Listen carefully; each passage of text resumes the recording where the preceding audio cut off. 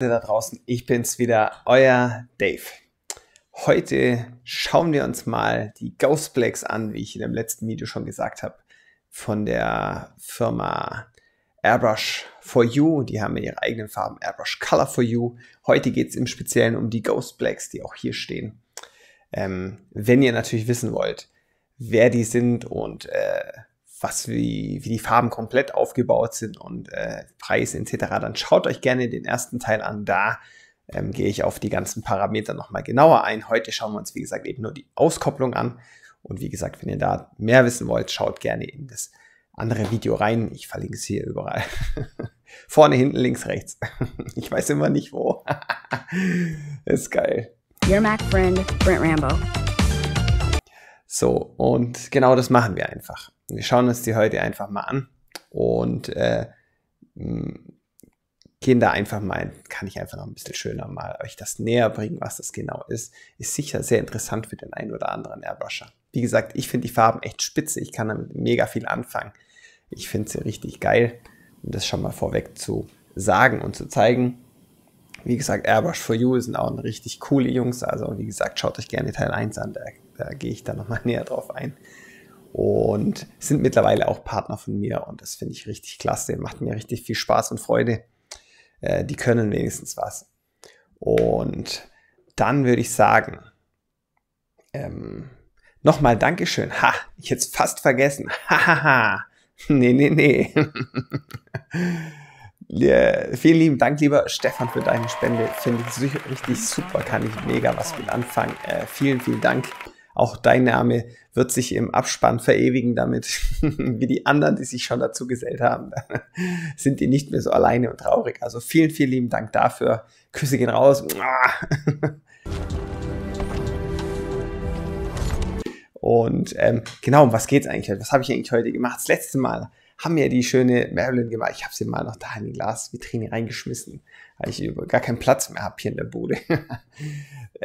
Diesmal, ich habe ja letztes Mal schon gesagt, diesmal schauen wir uns natürlich den Helm an und ihr werdet ihn schon gesehen haben. Mein lieber Deadpool hat ihn einfach mal frecherweise aufgezogen. Ich nehme ihn mal kurz zur Hand. So. Dann kann ich den euch auch einmal noch schnell etwas näher zeigen. Und versuchen dabei irgendwie halbwegs ins Mikrofon zu sprechen, damit ihr auch was versteht. Und zwar haben wir das auf einem schönen Stahlhelm gemacht und schaut euch mal an, da haben wir schon mal den Zombie-Captain und das sieht schon richtig geil aus. Also da haben wir mit deckenden Tönen und mit den Ghostblacks gearbeitet. Das zeige ich euch aber nachher im Zeitraffer auf jeden Fall noch. Wie gesagt, dann haben wir hier die Einschusslöcher und das typische des Captain America. Die Einschusslöcher übrigens, da habe ich ein extra Tutorial auf dem Kanal, schaut es euch gerne an. Dann wisst ihr auch, wie man das richtig schön machen kann. Und dann haben wir natürlich hier noch so ein bisschen, wie soll ich sagen, hier wollte ich nochmal den Captain ein bisschen so gesketcht haben, so ein bisschen Zeichentricker-mäßig, aber ich muss sagen, ist mir leider nicht ganz so schön gelungen. Da habe ich es ein bisschen versaut mit den Proportionen, gerade hier vorne. Das gefällt mir ehrlich gesagt gar nicht, aber sei es drum. Jetzt ist es so, ich kann damit leben, absolut, aber da merke ich auch, ich habe im Freihand-Zeichnen noch einiges zu lernen, weil ich arbeite ja ganz gerne, um da mal kurz drauf zurückzugehen, ganz gerne mit dem Beamer, um mir die Sachen immer vorzumalen und so, damit ich einfach immer eine schöne Proportion habe. Und dann arbeite ich ja, ihr kennt es ja oft, wenn ihr meinen Kanal abonniert habt und die Videos schaut, dann wisst ihr das sowieso, dass ich gerne mit schwarzen Leinwänden arbeite, gern schwarz-weiß. Und dann das Weiß immer vorskizziert habe, das habe ich dann meistens mit dem Beamer. Also früher habe ich mir ein Raster gemacht, ganz lange her. Das ist ja so viel Arbeit. Also viele kennen sich ja auch Raster machen, Raster auf dem Bild und dann abzeichnen. Oder mit dem Papier ausschneiden, kann man auch machen. Und ich meine, irgendwann habe ich gedacht, komm, ich nehme den Beamer, ich hatte hier noch einen rumfliegen, ist viel einfacher für mich. Ist natürlich der Nachteil, man trainiert natürlich das Freihandzeichnen nicht so schön. Und bei unserem Kollege hier, Kollege Stahlhelm, ja, war das Problem, dass durch die Krümmung natürlich hier lässt sich das mit dem Beamer nicht draufschmeißen. Das ist natürlich Käse, den zieht es natürlich ewig lang. Also habe ich das von Hand gezeichnet und ich kann es schon so ein bisschen. Also man merkt hier, dass ich es gut getroffen habe. Hier, ja, da stimmt die ganze proportional nicht ganz 100%, bin ich eben mein größter Kritiker immer. Das Geile war, meine Frau kam dann irgendwann, nachdem ich den lackiert habe, ja, warum hast du denn da nicht das halbe Captain America Schild drauf gemacht, so richtig schön detailliert? Da habe ich gesagt, Schatz, das war eine richtig gute Idee, aber die kam jetzt leider zu spät.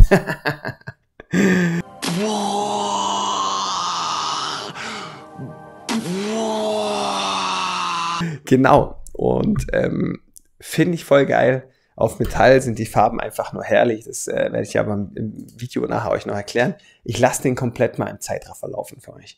Ich quatsch nebenher ein bisschen, tue manchmal noch ein bisschen normal drin. Also da, wo es interessant wird, wenn es dann um die Haftfähigkeit geht.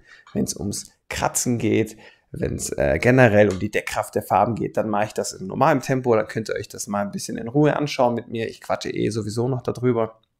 Und dann gehen wir natürlich da weiter und gucken uns dann den Rest an. Wird es wieder ein bisschen schneller und so. Also ich habe es ein bisschen gemixt, aber auch nicht zu schnell, dass wir nach 5 Minuten durch sind und dann habt ihr, im Endeffekt nehmt ihr da nicht so viel mit. Also ich glaube, das Video geht jetzt eine halbe Stunde oder so, je nachdem, wie lange der Opener noch geht. Fand ich einen guten Mix aus Verständnis etc. Und dann könnt ihr euch das eben mal anschauen. Ich finde ihn mega geil. Also ich bin ja sowieso so ein kleiner Marvel-Fan, das wisst ihr ja, mein Auto. Und ich fand das eigentlich so cool. Das hat mir richtig Freude gemacht und vor allem gerade das mit den deckenden Tönen. Also ihr wisst, ich habe noch nicht so viel mit deckenden Tönen gearbeitet, auf meinem Kanal vor allem. Und das habe ich jetzt eben, da kriege ich gerade immer mehr und mehr Freude und Interesse dran, gerade auch wegen den Farben, weil das eigentlich so gut funktioniert hat, hätte ich mir jetzt nicht gedacht. Da werde ich vielleicht in Zukunft mal noch das eine oder andere mehr machen. Und genau, ich weiß, was ihr jetzt natürlich wollt. Ihr wollt natürlich, dass ich den noch einmal für euch aufziehe, damit ihr mal seht, wie das so am lebenden Objekt aussieht. Und nur für euch, damit ich mir jetzt noch schön die Frisur kaputt mache, ziehe ich den natürlich auf. Einmal für euch schön mit dem neuen Inlet natürlich, damit das natürlich richtig, richtig nice aussieht. Und wie gefällt er euch? Da brauche ich eigentlich nur noch so eine fette Harley und dann so ein bisschen. Ja, da komme ich mir so ein bisschen Klopf auf Metall. Also ich finde ihn richtig spitze. Der kommt in meine Sammlung zu den ganzen anderen Helmen. Ich habe ja noch einen anderen Helm. Ich habe eigentlich noch 2 andere Helme, aber ich habe noch einmal. So, der kriegt erstmal den Deadpool zurück. Ich zeige euch noch schnell mal den anderen, bevor wir jetzt gleich starten.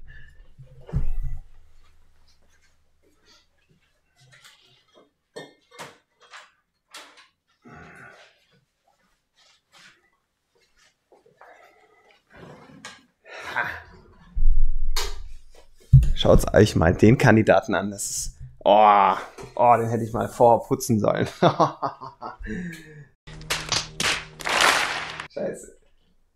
Okay, den Staub, den denkt ihr euch jetzt einfach mal weg. Peinlich, so. 300 Helm habe ich mal gemacht.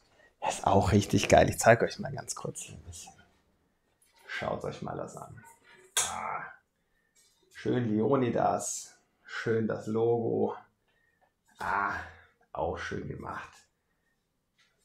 Auch ein richtig geiles Teil. Das ist mir natürlich viel zu riesig und viel zu groß. Ich glaube, der ist für Giganten gemacht, der Helm. Da gehe ich förmlich unter.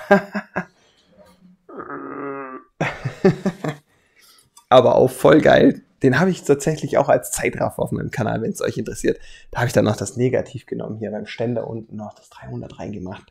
So ein bisschen Blutspritzer und alles. Ein richtig geiles Teil. Ohne Scheiß. Hat mir auch mega Freude gemacht. Und den habe ich tatsächlich jetzt nochmal in schwarz. Den habe ich mir nochmal günstig abgegriffen und mir gedacht, komm, ich nehme den mal mit. Hab den jetzt schwarz lackiert. Und ich weiß noch nicht, was ich da so machen soll. Vielleicht nehme ich den mir mal her und pack mir da mal, vielleicht mal in deckenden Tönen in den Leonidas oder irgendwie sowas drauf. Da bin ich mal noch am Rumschauen. Da habe ich nämlich, ich zeige ihn euch auch kurz.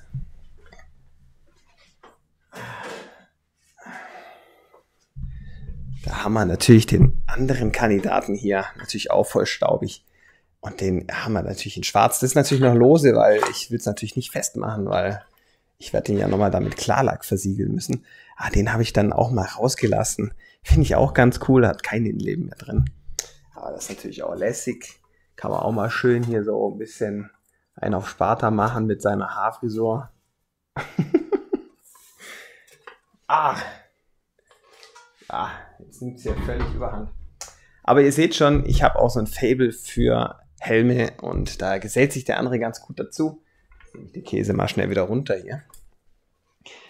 Und genau, ich mache das gerne.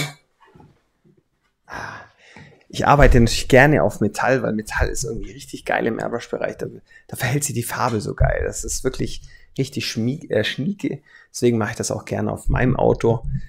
Und da gesellt sich der Helm natürlich perfekt dazu. Der bleibt jetzt auch auf meinem Deadpool. Ich finde das irgendwie ganz cool, wenn der da drauf bleibt. Habe ich in einem Endeffekt schon einen schönen Ständer kreiert.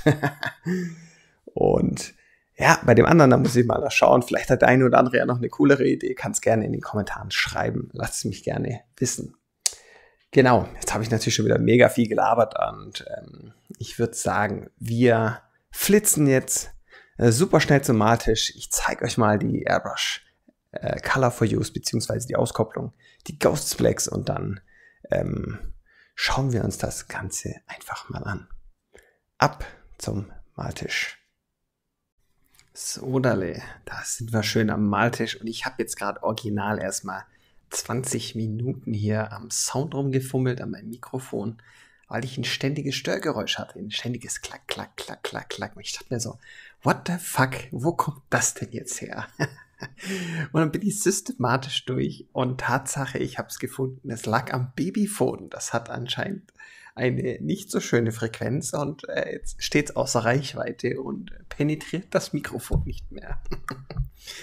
So, dann kommen wir hier mal zum Projekt. Und zwar habe ich hier einen schönen Stahlhelm, einen Originalen, und den habe ich jetzt schön angeschliffen, entrostet und neu aufgebaut, eben schwarz lackiert, alles schön mit 2K Farben und dann jetzt eben angeschliffen, um da eben schön den Captain drauf zu machen. Den Zombie Captain America, eigentlich ein ganz cooles Ding.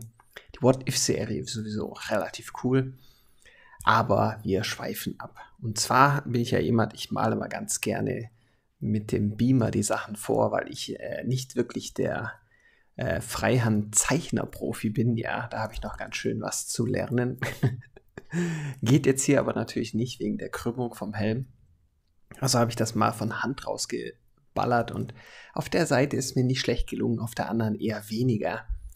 Da stimmt die Optik nicht ganz, aber das werdet ihr nachher noch sehen. Aber ich habe es jetzt drin gelassen und werde das auch nicht mehr abändern. Das gehört halt dazu.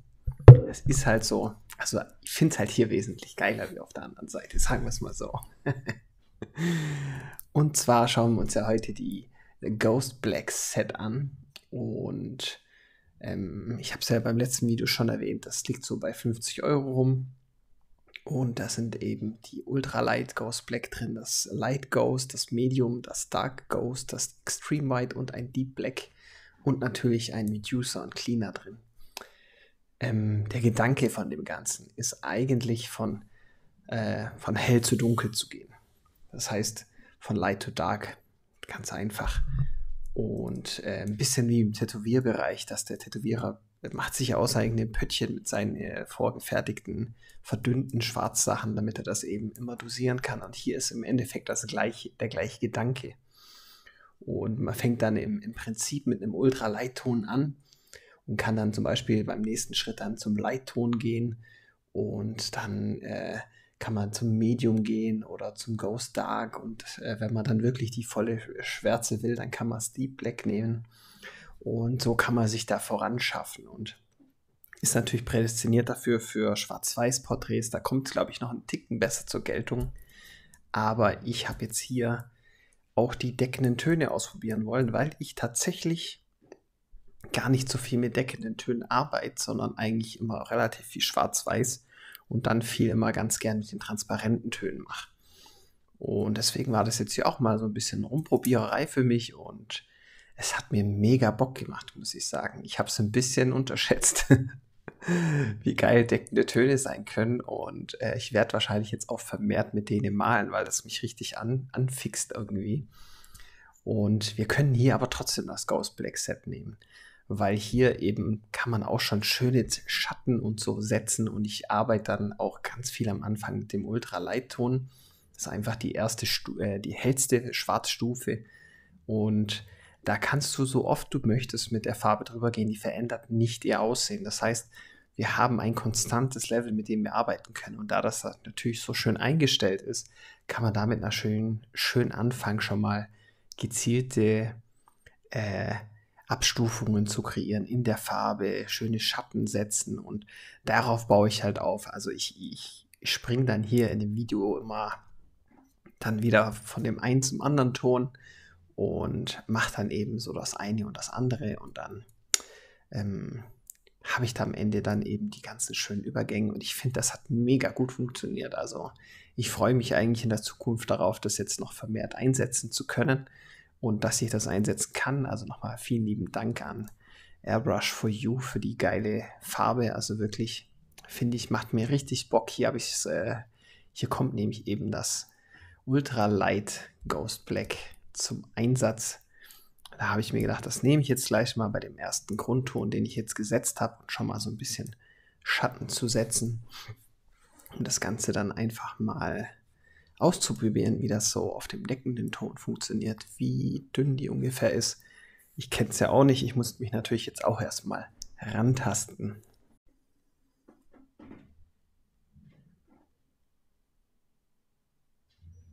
Und ich denke, gerade so in dem Custom-Bereich sind die Farben eigentlich richtig, richtig gut, weil die Haftfähigkeit auf Metall und die Verarbeitbarkeit auf dem Metall ist eigentlich richtig, richtig geil. Also es macht mir richtig viel Spaß.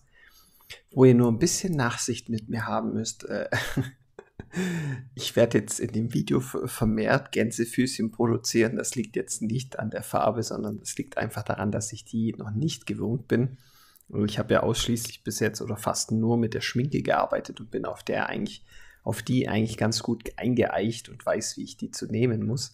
Aber bei den Tönen ist es natürlich nicht so und ich habe ja schon beim anderen Video erwähnt, dass die natürlich schon ein bisschen gängiger sind. Die kann man wirklich so nehmen. Da habe ich die Farbe habe ich jetzt auch nicht verdünnt, also den Basiston und auch den hier nicht. Das kann ich alles so nehmen, wie es ist und das ist endlich mal richtig geil, aber da muss ich mich da noch so ein bisschen rantasten. Vielleicht noch ein bisschen im Druck runtergehen müssen an der einen oder anderen Stelle. Noch da ein bisschen die Stellschrauben verdrehen.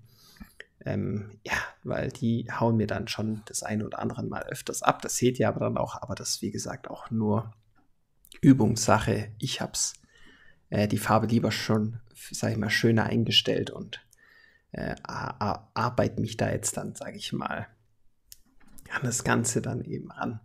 Und ja, das werde ich dann mit der Zeit kriege ich es in den Griff. Da wird die Farbe zu meiner Bitch. Und nee, aber Spaß beiseite.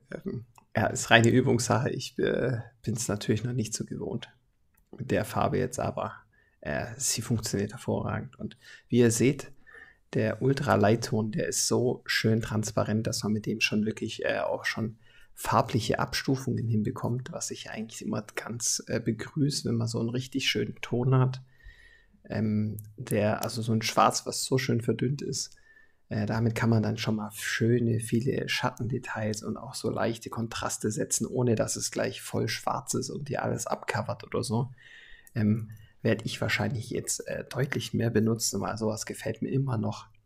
Wenn man dann sogar schon Primärtöne damit ein bisschen einfach mal runternehmen kann. Also, und da switche ich jetzt einfach mal zur nächsten und gucke mir dann einfach an, wie funktionieren die Töne. Und also ich wechsle die jetzt hier immer wieder durch. Ich weiß jetzt nicht genau, wann ich welchen genommen habe, aber ihr versteht schon das System oder den Grundgedanke. Und ja, funktioniert erstaunlicherweise auch wieder sehr, sehr gut. Ich bin immer offen für alles und fand den Gedanke auch ganz cool und wie das am Ende dann halt wird, konnte ich mir jetzt auch noch nicht so gut vorstellen, aber ich bin auch da wieder wirklich begeistert, wie gut das geflutscht ist und wie das funktioniert hat und also macht richtig, richtig Spaß mit denen zu arbeiten, kann ich nur sagen. Genau, da habe ich jetzt, glaube ich, mal das Medium genommen oder das vorletzte. Das Ghost Dark war das, glaube ich, so. Wie gesagt, ich weiß es da nicht mehr genau, aber da habe ich jetzt mal zum bisschen Ränder ziehen und so ein dünkleres Schwarz genommen. Und da könnt ihr euch dann auch mal richtig durchprobieren, wenn ihr das habt. Dann könnt ihr einfach mal schauen, wie die so funktionieren und wie die abgehen. Aber ich finde den Gedanke eigentlich ganz cool. Weil vor allem, wenn man halt einen Schwarzton hat, der immer bleibt, das finde ich halt richtig, richtig gut. Weil wenn man sich da selber verdünnt und rummacht, dann hat man nie immer den gleichen Ton, beziehungsweise es wird halt immer dünkler, je nachdem, wie weiter man das abcovert. Das ist jetzt natürlich hier nicht so der Fall, weil die Farbe halt einfach so bleibt, wie sie voreingestellt ist. Und finde ich richtig cool. Und werden wir jetzt hier dann, werdet ihr sehen, gibt dem Ganzen dann schöne plastische Geschichte, weil das Ganze dann einfach schön rund wirkt. Objekte oder Bilder werden immer schön rund, wenn sie eben schöne Licht und Schatten haben. Und mit dem Set könnt ihr das natürlich super umsetzen. Also ja, sehr gut. Und genau, jetzt machen wir hier nämlich noch ein bisschen an dem Captain weiter. Hier habe ich jetzt natürlich dann auch mit den deckenden Tönen weiter rumgespielt und die mir mal angeguckt und werde jetzt dann eben nachher den Ton, den wir jetzt hier haben, der Hautton, nenne ich ihn jetzt einfach mal, den werde ich jetzt dann immer wieder weiter mit dem Weiß aufhellen und werde mich dann auch vom Dunkel ins Helle arbeiten und nebenher immer wieder weiter schön die Schatten und Details einarbeiten. Und so machen wir das Ganze jetzt eben. Und es hat richtig Bock gemacht. Ich war auch wirklich gespannt, wie gut die Farbe hält. Das ist ja auf Metall, ist natürlich auch nochmal so ein Ding. Metall ist natürlich nicht mal ansatzweise so saugfähig wie jetzt so eine Leinwand, auf der ich jetzt auch vermehrt arbeite. Muss erstmal einen Schluck trinken. Hoffentlich hat meine Maus mich nicht angesteckt. Nein, aber Metall hat natürlich nicht annähernd so eine Saugfähigkeit wie so eine Leinwand. Ist ja auch klar. Da muss man natürlich auch nochmal vermehrt aufpassen. Deswegen haut die mir wahrscheinlich auch nochmal ein bisschen öfters ab. Weil ich jetzt auch nicht so viel auf Metall arbeite in letzter Zeit. Da eher Illustrationen auf allen möglichen anderen Sachen. Aber Metall ist noch mit einer der Oberflächen, die mir persönlich am geilsten gefallen. Arbeite ich aber zurzeit, wie gesagt, nicht so oft. Muss mir, glaube ich, mal wieder ein paar Alu-Debond-Platten besorgen. Dann wieder schön nachher mit 2K-Finish drauf. Das sieht immer geil aus. Genau. Und jetzt haben wir hier eben schon, ihr habt es ja im Zeitraffer schon ein bisschen gesehen, hier und da habe ich die Farbe immer wieder mal aufgehellt.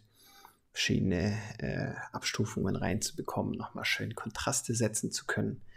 Und zwischendrin nehme ich halt immer wieder das Ghost Black und mache hier und da wieder ein paar Schatten oder Dunkeles wieder ab. Immer so ein schönes Wechselspiel. Und ja, hat mit den deckenden Tönen zu malen, also generell mit denen zu malen, hat mir irgendwie richtig Spaß gemacht. Ich habe es bis jetzt, ich weiß nicht mal warum, auch immer eher gemieden, weil ich einfach mit dem anderen System recht gut zurechtkam, mit dem Einfärben etc. Aber ja, das hat mir schon richtig viel Bock gemacht und da werde ich jetzt vermehrt noch mitarbeiten. Da hatte ich zu viel Spaß dran. Und das ist irgendwie schon ganz cool. Aber wie gesagt, ich bin mal gespannt. Ich war so gespannt, wie die hebt, weil wenn ich mir das jetzt mal anschaue, ich habe ja den Logan auf meinem Auto gemacht. Also wer mein Auto noch nicht gesehen hat, ich verlinke es mal oben in der Infobox. Könnt ihr euch das mal anschauen. Da habe ich ja, den Logan habe ich, also mein ganzes Auto ist ja voll, habe ich ja alles gemacht. Und ich nehme immer ganz gern, wenn ich dann doch mal eine härtere Kante haben will, die Freihandschablone. Setze sie kurz an, zieh durch und dann passt das. Und bei der Schminkefarbe war das so, die habe ich drauf gebrushed. Und dann habe ich die Freihandschablone abgezogen und dann ist die mir so ein bisschen aus der Hand gerutscht. Und dann hat die nur so minimal nachgezogen auf der Oberfläche. Und hat mir das ganze Bild verkratzt. Also da musste ich nochmal gehörig nacharbeiten. Da war ich richtig geschockt und angepisst, wie schlecht das wirklich gehalten hat, die Farbe. Und das ist nach wie vor auch immer noch so. Also die ist da super empfindlich. Deswegen war ich hier mega überrascht, beziehungsweise habe mich drauf gefreut, mal zu gucken, wie empfindlich die Farbe auf sowas reagiert, auf Kratzer, auf mit dem Finger. Also Die Schminke ist da echt extrem anfällig für. Da kannst du nicht mal mit dem Finger rumziehen. Die hast du nämlich gleich ab. Und deswegen bin ich da auch dementsprechend vorsichtig hier rangegangen und habe mir das nur nachher eben dann mal einfach mit Absicht für euch mal hier am Projekt, am Lebenden einfach mal erstmal wild mit dem Finger rumgekratzt und dann nachher natürlich auch noch ein bisschen mit dem Skalpell. Wie gesagt, Skalpell benutze ich eigentlich auch nicht so gerne, nicht so oft, weil ich finde immer, das muss passen. Das muss zum richtigen Projekt passen, weil es kann unter Umständen immer relativ hart wirken. Wenn man mit dem Skalpell arbeitet, dann die Kratzer oder dann kommt ja meistens der Untergrund zutage und das muss halt irgendwie passen. Und genau, deswegen bin ich da auch nicht so. Ich mache lieber das mit der Gun, dann sieht es ein bisschen einheitlicher aus, aber hier habe ich jetzt schon mal ein bisschen an den Zähnen probiert.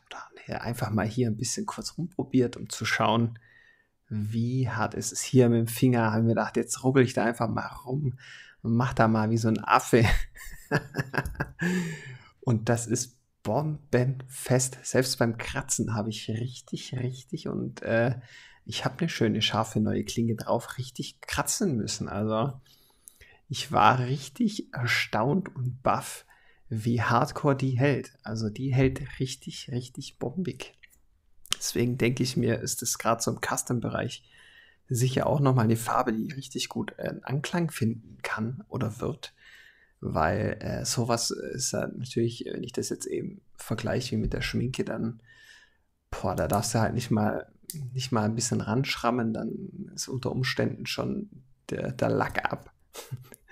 Sagt man das so schön. Das ist halt hier jetzt überhaupt gar nicht der Fall. Also da war ich echt positiv überrascht und richtig angetan davon, wie gut die hält. Die werde ich jetzt dann, wenn ich dann mal in meinem Auto weitermache, habe ich jetzt gerade meine Fahrertür, da kommt noch der Tony drauf und hintere Tür, die fehlt auch noch. Ich habe bloß die Zeit nicht, einfach die Zeit und natürlich den Platz gerade nicht. Ich kann die Karre nicht halb offen auch nur rumstehen lassen. Da fehlt mir nachher die Hälfte. Und auch hier jetzt nochmal habe ich die Basistöne genommen, das Hellblau und das Dunkelblau. Und es hat so viel Spaß gemacht, mit denen zu malen und da Farbverläufe zu kreieren. Also, wie gesagt, ich mache das mit Basistönen eher selten oder habe die eher immer nur so für bei dem High-Bild, das was dann irgendwann bald noch kommen sollte, endlich nach dem Look-Tutorial. Wenn ich dann halt mal den Hintergrund komplett blau gemacht habe, nehme ich natürlich den Primärton, ist klar. Aber so wirklich damit viel gemalt habe ich bis dato noch nicht und es macht richtig viel Bock und es deckt auch hier auf Schwarz extrem gut. Das war auch nochmal so ein Punkt, wo ich mir gedacht habe, da nehme ich mir auf jeden Fall auch nochmal die Basistöne vor, um zu schauen, wie gut die halten und wie gut die auf Schwarz abliefern. Ist natürlich immer so eine Sache. Farben sind kommen meistens anders rüber auf Schwarz oder auf einem Weiß. Das gibt es ja meistens immer die Schablonen davor, wo man eben dann mal sehen kann, wie sieht die Farbe auf schwarzem Untergrund aus und auf weißem. Aber ich muss sagen, die hat hier auch wirklich gut überzeugt. Und jetzt habe ich mir gedacht, jetzt habe ich ja überall schon die Kratzer und der Captain kommt ja hier von Marvel und Marvel ist ja schön Comic und dann habe ich mir gedacht, dann passt das eigentlich hier ganz gut. Dann ziehe ich das jetzt mit den Kratzen hier einfach mal durch und probiere das einfach überall aus. Aber es hat mir irgendwie auch richtig Freude gemacht. Richtig schön Freude hier ein bisschen rumzuprobieren und ja, das ist richtig geil geworden. Also da hatte ich wieder richtig meinen Spaß. Für die Augen habe ich dann auch wieder das Hellblau nachher mit dem Stretcher verdünnt und transparent gemacht. Da haben wir den auch nochmal zum Einsatz genommen. Und ich glaube auch bei der Zahnfleisch habe ich das, glaube ich, auch schon gemacht, um den nochmal ein bisschen abzudunkeln. Und ja, das ist schon richtig nice, wenn das halt einfach funktioniert. Ich bin da immer so ein Freund von, wenn das Versprochene abgeliefert wird, bin ich immer sehr zufrieden. Und das hat hier wirklich in allen Belangen wirklich bis jetzt funktioniert. Also hat mich nicht enttäuscht. Also bin da echt richtig zufrieden. Und da habt ihr es gesehen, habe ich gerade noch mit dem Stretcher das Ganze schön verdünnt. und jetzt eben schön so ein Leuchten in die Augen gebracht. Und das ist halt nochmal richtig cool für euch, wenn ihr natürlich so ein Starter-Set kauft. Dann braucht es ja nicht gleich noch zig andere Töne dafür, sondern habt einfach das parat und das ist halt schon richtig, richtig nice. Auch hier wieder das dunkle Braun, das deckt auch super. Wenn man bedenkt, dass wir hier auf einem super Schwarz arbeiten, dann deckt das nach ein paar Gängen schon hervorragend. Also sowas einfach wirklich funktioniert, dann da war ich schon wieder im Flow, da bin ich schon wieder abgegangen. Da hat das einfach gezündet und dann nehme ich hier wieder die verschiedenen Schwarztöne und mache wieder Schatten rein. Und also das Ding war einfach eine Freude pur. Gut, hier habe ich jetzt natürlich noch ein Candy-Rot genommen für das ganze Blut, um das noch zu machen. Und dann konnte ich schon weiter, dann waren wir nämlich da schon fertig. Und jetzt machen wir hier noch ein schönes Einschussloch. Wenn ihr wissen wollt, wie man richtig schön Einschussloch macht als Tutorial, richtig mit Erklärungen und allem, kann ich das euch nur empfehlen. Auf meiner Seite habe ich das. Da mache ich sogar noch Einschusslöcher, die sogar noch ein bisschen schöner aussehen als die hier. Die verlinke ich euch auch mal oben in der Infobox und dann könnt ihr euch das gerne mit einschauen. Aber hier noch mal ein bisschen langsamer für euch. Habe ich mir gedacht, ich mache hier einfach trotzdem mal einen Cut bei einem, dann seht ihr das mal ein bisschen. Aber wie gesagt, gibt es auch als komplettes Tutorial auf meiner Seite. Da findet ihr ohnehin schon einen Haufen Blitze und ja, Unschärfeneffekt, die Wasserperlen, Feuer, also Chromschrift, all möglichen Käse. Ich habe jetzt auch mal die YouTube-Seite ein bisschen aktualisiert und habe da mal alle Tutorials in eine Playlist gepackt und auch ein paar längere Sachen habe ich hier nochmal einzeln verpackt. Aber wie gesagt, die Reviews einzeln, dann könnt ihr euch da auch gerne mal durchschauen. Da ist so viel da. Da könnt ihr auf jeden Fall gehörig von profitieren, wenn euch das ganze Thema interessiert. Und wie gesagt, schaut es euch gerne an, lasst mir eure Meinung da, eure Kommentare, liken, abonnieren. Ihr wisst ja, den ganzen Kladderadatsch. Da freue ich mich am meisten drüber. Und dann geht das. Auch hier haben wir jetzt wieder schön das deckende Weiß. Das Weiß gefällt mir auch super. Das ist auch wirklich richtig klasse. Aber macht dann halt einfach Spaß. Also wenn das Arbeitsmaterial einfach gut funktioniert, dann macht das einfach Spaß. Und gerade das Tip Dry eben, das vorne das was ansetzt, das hatte ich hier teilweise so wenig. Da ist mir erstmal aufgefallen, wie extrem oft das bei der Schminke bei mir mittlerweile der Fall ist. Und das Thema hatte ich mit meiner Community erst vor kurzem wieder, gerade auf Discord. Und da haben sich ein paar beschwert, dass die einfach so oft die Düse verstopft. Und das ist hier wirklich nicht der Fall gewesen, was ich schon sehr, sehr begrüße. Und ja, man muss halt einfach manchmal schauen und auch mal andere Sachen ausprobieren und dann stellt man sogar fest, dass diese sogar besser sein können. Und das sollte ich mal öfters machen. Genau, jetzt machen wir eben schön wieder mit Licht und Schatten, eben mit Schwarz. Auch hier kann man die Schwarztöne benutzen. Auch hier ist wieder vorteilhaft. Vor allem auch als Anfänger vorteilhaft für euch, wenn ihr jetzt nicht so geübt seid. Wenn ihr dann schon verschiedene Schwarztöne habt, dann bietet sich so ein Set auch ganz schön an, weil ihr einfach damit gezielter dann die Schattierungen setzen könnt und euch dann vielleicht sogar leichter tut. Und das ist auch gar nicht so schlecht und auch gar nicht so zu unterschätzen.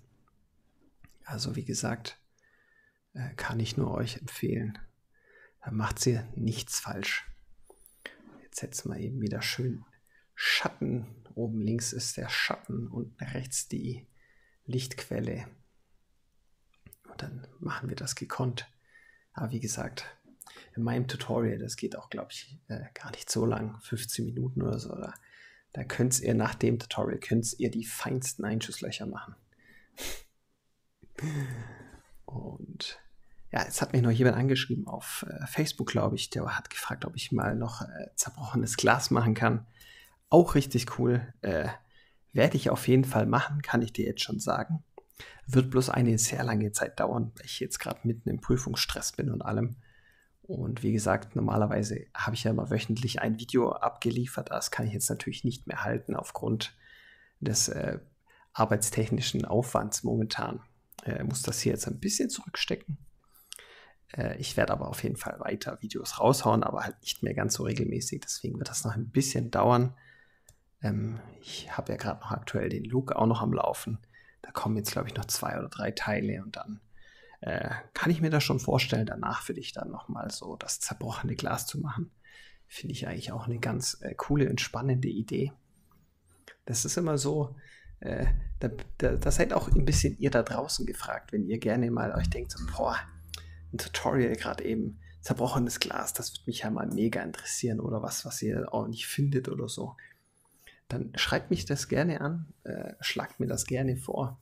Und wenn ich die Zeit und Muse habe, dann mache ich das auch gerne für euch. Meistens fehlen mir selber die Ideen. Und dann kann ich eben was machen, wo ich mir denke, hey, das ist auch wirklich eine coole Idee, warum eigentlich nicht? Dann machen wir das einfach. So, jetzt haben wir nämlich gleich schon das zweite Einschussloch. Und was natürlich jetzt ein bisschen blöd ist, auf der anderen Seite, da hat sich irgendwann mal einfach die Kamera verabschiedet und ist einfach in den Ruhemodus gegangen. Und da ich so on fire war und so in meinem Ding, habe ich das nicht mehr gemerkt.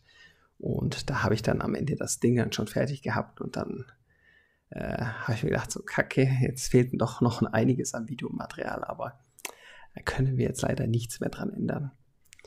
Aber ihr habt ja ich glaube, den Sinn und Zweck von diesem Ghost Black Set schon jetzt verstanden. Ich glaube, da muss ich gar nicht mehr näher drauf eingehen, wie das funktioniert etc. Also wir schauen uns trotzdem natürlich die andere Seite an und ich habe es ja schon am Anfang gesagt, ich bin jetzt nicht so der Freihand-Mega-Profi, das gebe ich auch wirklich zu. Ich nehme ganz gern zum Vorzeichnen, habe ich früher immer ein Raster gemacht oder dann Sachen ausgedruckt und ein bisschen so als Vorlage genommen, aber irgendwann habe ich mir gedacht, ich hatte noch hier so einen schönen alten Beamer, einen schönen guten alten von Optoma, die sind ja immer ganz günstig. Und den habe ich halt nicht mehr benutzt, weil ich da im Wohnzimmer schon einen neueren habe. Einer, der ein bisschen höhere Auflösung fährt, etc. Und dann habe ich mir gedacht, warum nehme ich eigentlich nicht den? Und dann habe ich den zum Vorskizzieren genommen, weil das so viel einfacher ist und schneller ist. Habe ich natürlich die Freihandmalerei noch ein bisschen mehr vernachlässigt. Und ja, hier auf der rechten Seite ist mir der Cap richtig gut gelungen. Der hat mir richtig Spaß gemacht. Auf der linken Seite habe ich mir gedacht, komm mal, so ein bisschen Seitenprofil, noch so ein bisschen abgeratzter. Aber da habe ich irgendwie die Proportionen verkackt irgendwie. Ich weiß, ich kann mir nicht helfen, aber das sieht da einfach nicht, also ich bin nicht damit zufrieden. Sagen wir es einfach mal so. Ich bin ja immer mein größter Kritiker. Und nachdem ich den lackiert habe, kam dann tatsächlich meine Frau und hat gesagt, ja Schatz, warum hast du denn auf der anderen Seite nicht einfach so über den halben Helm das Schild von dem hingemacht? Captain America Schild, so ein bisschen abgeratzt, kaputt oder so. Und da habe ich mir gedacht, ja, das ist eigentlich eine coole Idee. Aber warum kommt die jetzt erst? Ja, ich meine, so schlimm ist jetzt nicht, aber habe ich irgendwie beim Zeichnen die Proportion irgendwie verkackt, beziehungsweise der Winkel irgendwie, es stimmt halt nicht ganz, wenn man es sich genauer anguckt. Spaß hat es trotzdem gemacht. Hier habe ich natürlich mehr die verschiedenen Schwarztöne noch mit einbinden können. Und das halbe Schild hinten noch ein bisschen. Aber wie gesagt, ein bisschen ärgert es mich jetzt schon am Ende. Ja, das mit dem Schild wäre eigentlich schon die coolere Idee gewesen, aber da bin ich selber einfach nicht drauf gekommen. So wie es manchmal ist vor lauter Bäumen. Sieht man den Wald nicht mehr, aber es hat trotzdem, ja, ich finde es trotzdem geil. Mir gefällt der Helm bombastisch. Jetzt brauche ich nur noch eine Harley, wo ich den aufziehen kann und einen Führerschein dafür. Und dann kann ich in den Sonnenuntergang browsen. Heizen. Ich habe heute schon wieder zu viel Lack gesoffen, glaube ich. Ja, aber ich fand diesen Zombie Captain America so cool. Ich kannte das schon vom Comic her, das What-If-Comic habe ich mir schon mal reingezogen. Das war schon ganz cool. Da habe ich mich schon richtig gefreut, als ich gesehen habe, dass es bei der Disney Plus Serie jetzt auch gerade kommt. Dann habe ich mir gedacht, dann nehme ich mir das doch gleich mal. Hier haben wir schon tatsächlich ein bisschen was vom Schild. Aber wenn ich mir jetzt so überlege, ich wollte es eigentlich auch so ein bisschen gesketcht haben, das Ganze. Also so ein bisschen, ja, dass es auch nicht so wie auf der anderen Seite aussieht, sondern es sollte auch ein bisschen, ja, sketchiger aussehen, so ein bisschen mehr gezeichnet eigentlich, aber das ist mir irgendwie alles nicht ganz so gut gelungen, wie ich das mir vorgestellt habe. Gerade die Schnauze vorne von dem, die sieht irgendwie so ein bisschen, ich kann mir nicht helfen.